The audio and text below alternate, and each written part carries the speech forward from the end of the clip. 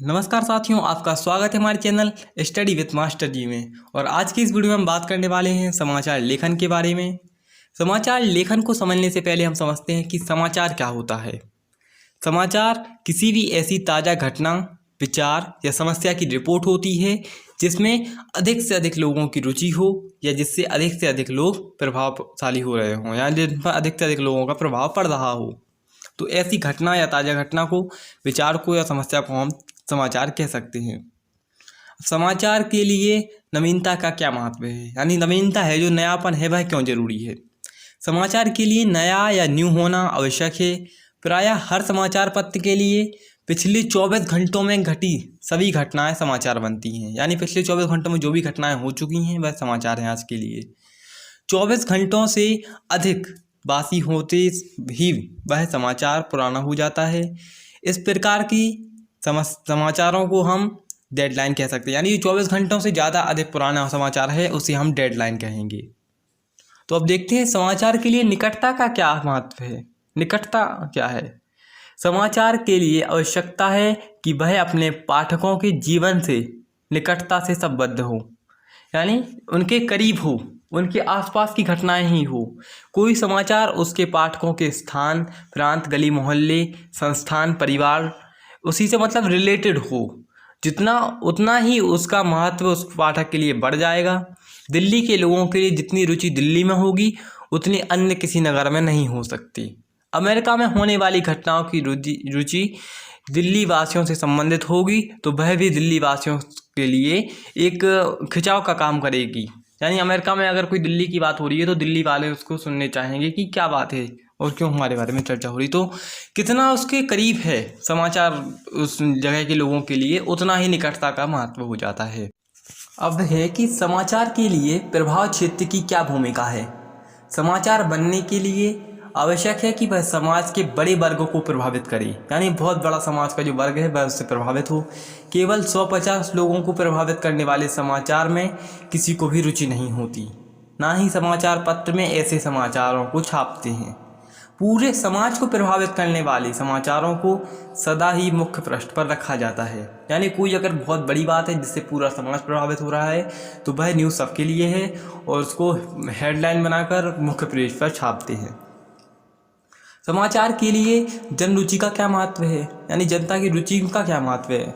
समाचार पत्र जन रुचि के पारखी होते हैं। इसी कारण यानी जनता जितनी ज़्यादा उसमें रुचि लेगी उतना ही ज़्यादा अच्छा समाचार होगा, क्योंकि अगर जनता रुचि ही नहीं ले रही तो समाचार अच्छा नहीं है, उसमें जनता को रुचि ही नहीं आ रही है। इसलिए जनता की रुचि होना ही एक प्रकार से कह सकते हैं कि समाचारों बहुत अच्छा है या बुरा है, ये जनता की रुचि ही निर्भर करती है। समाचार लेखन में टकराव या संघर्ष की क्या भूमिका होती है।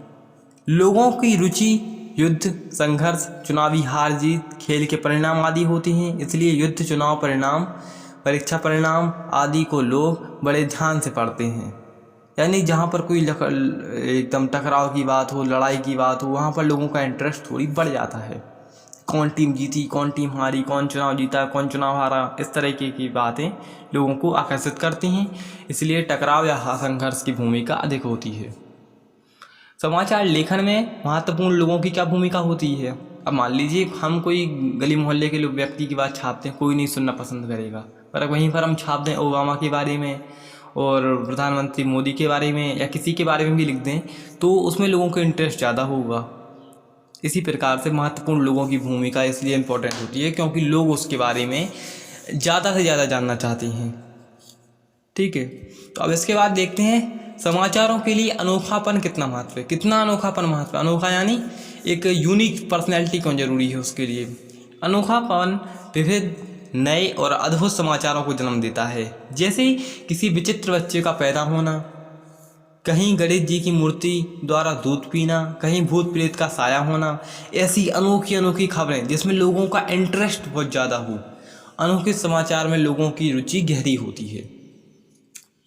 अब इसके बाद देखते हैं समाचार लेखन में किन किन की भूमिका मुख्य होती है। देखो, समाचार लेखन में दो लोगों की भूमिका बहुत ज़्यादा इंपॉर्टेंट होती है। जी एमसीक्यू का क्वेश्चन है, आपको ध्यान से सुनना है कि समाचार लेखन में एकत्र करने वाले संवाददाताओं जो न्यूज़ को लाते हैं इधर उधर से ढूंढ धाड़ कर, उनकी, और छापने योग्य बनाने वाले संपादक मंडल, की भूमिका मुख्य होती है। और अब जो नया नेक्स्ट क्वेश्चन है वो बहुत ज़्यादा इंपॉर्टेंट है। CBSE में क्वेश्चन लगभग हर साल किसी न किसी तरीके से पूछा जाता है कि उल्टा पिरामिड शैली क्या होती है, समाचार लेखन की उल्टा पिरामिड शैली क्या होती है, समाचार लेखन की शैली क्या होती है, समाचार कैसे लिखे जाते हैं। इस तरीके के क्वेश्चन हर साल आते हैं। तो ये क्वेश्चन बहुत इंपॉर्टेंट है कि समाचार लेखन की शैली उल्टा पिरामिड शैली कहलाती है। जिस प्रकार समाचार लेखन होता है उसे उल्टा पिरामिड शैली कहते हैं। इसके अंतर्गत सबसे महत्वपूर्ण बात पहले लिखी जाती है, कम महत्वपूर्ण वाली बाद में, तथा सबसे कम महत्वपूर्ण वाली बात बाद में लिखी जाती है। यानी सबसे इम्पोर्टेंट खबर है वह सबसे पहले, उससे फिर कम वाली सबसे नीचे, फिर सबसे कम वाली सबसे अंत में लिखी जाती है। समाचार लेखन में 6 ककाहारा का क्या महत्व होता है। 6 ककाहारा होते हैं, जैसे कब, क्या, कहाँ, कौन, कैसे, क्यों।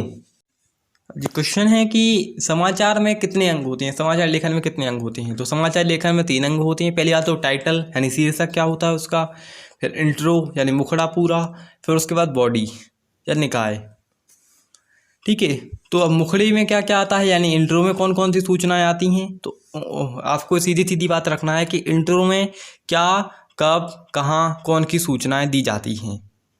ठीक है, अब कैसे और क्यों की सूचनाएं कहाँ दी जाती हैं। तो कैसे और क्यों की सूचनाएं समाचार लेखन में इन सब के बाद दी जाती हैं। जब आप क्या, कब, कहाँ, कौन सूचनाएं कंप्लीट कर लेंगे उसके बाद कैसे और क्यों का स्थान आएगा कि कैसे हुई घटना और क्यों हुई घटना।